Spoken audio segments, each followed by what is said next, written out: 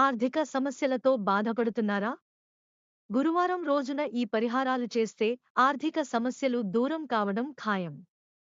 తరచుగా చేపట్టిన పనుల్లో ఆటంకాలు ఏర్పడి ఇబ్బంది పడుతున్నవారు, వివాహం కుదిరినట్లే కుదిరి, ఆగిపోతున్నప్పుడు, ఎన్ని ప్రయత్నాలు చేసినప్పటికీ వృత్తిపరమైన స్థిరత్వం లేకపోవడం, వ్యాపారంలో తరచుగా అడ్డంకులు ఎదుర్కొంటున్నవారు గురువారం కొన్ని పరిహారాలు చేయడం ద్వారా ఈ సమస్యల నుంచి బయటపడవచ్చు.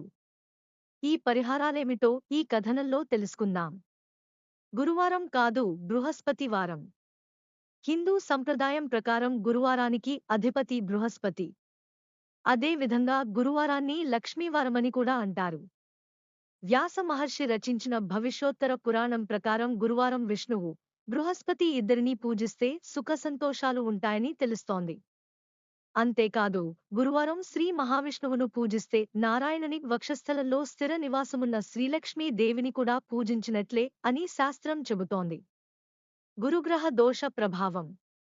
వివాహం ఆలస్యం కావడం, కుదిరిన సంబంధాలు తప్పిపోవడం, వృత్తిపరమైన స్థిరత్వం లేకపోవడం, ఆర్థిక సమస్యలు, అప్పుల బాధలకు కారణం జాతకం ప్రకారం గురుగ్రహం బలహీనంగా ఉండడమే.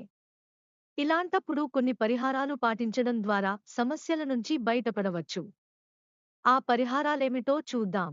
గురువారం శ్రీ మహావిష్ణువును 108 తులసీ దళాలతో అర్చిస్తే గురుగ్రహ దోషం పరిహారమవుతుంది. గురువారం రోజున 108 సార్లు ఓం నమో భగవతే వాసుదేవాయ నమః అనే మంత్రాన్ని జపించడం వలన శ్రీమన్నారాయణుని అనుగ్రహంతో వృత్తిలో స్థిరత్వం లభిస్తుంది.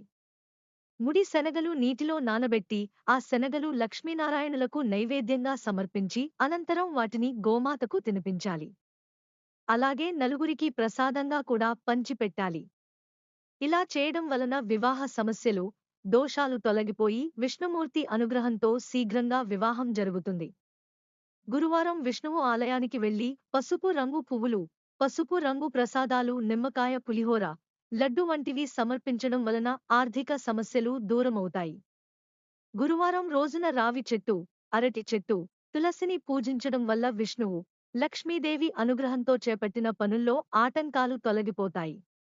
గురువారం పాటించే ఈ పరిహారాలతో లక్ష్మీనారాయణుల అనుగ్రహంతో సమస్యలు తొలగిపోయి సకల శుభాలు చేకూరుతాయి.